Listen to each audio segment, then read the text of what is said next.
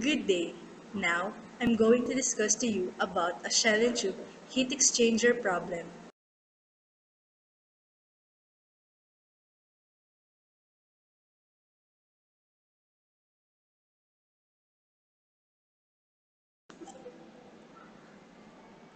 The problem states that a 2-4 shell and tube heat exchanger containing 2 shells and 4 tubes passes heats 2.27 kg per second of water from 27.1 degrees Celsius to 58.6 degrees Celsius. Hot water under pressure enters at 127.6 degrees Celsius and leaves at 46.9 degrees Celsius, with an outside surface area of the tubes in the exchanger as 9.3 square meters. Find the overall heat transfer coefficient QO. The diagram shows the flow of the fluids in a shell and tube heat exchanger. The red arrows indicates the flow of the hot water entering or the utility fluid entering and leaving the shell and tube heat exchanger, while the black arrows indicates the flow of the process fluid entering and leaving. In order to get the correction factor Ft for the process, we need to calculate first the value of R and S for the heat exchanger.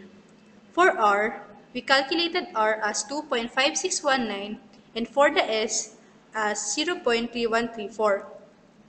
Using the chart from the Chemical Engineering Handbook by Perry, we get the correction factor Ft as 0.905.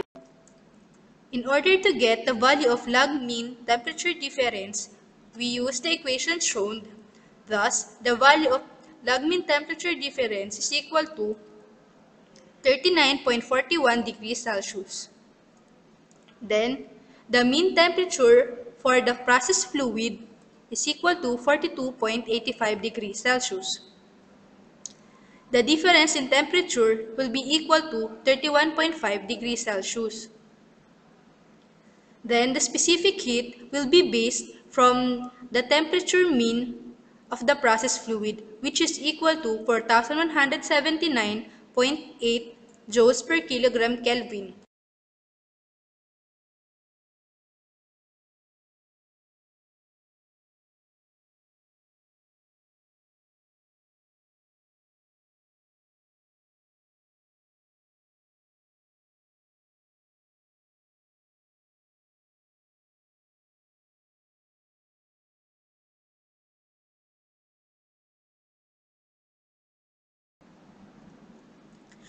Heat will be equal to the mass rate multiplied by the specific heat times the change in temperature for the water. Thank you for listening, and I hope you learned something from my discussion.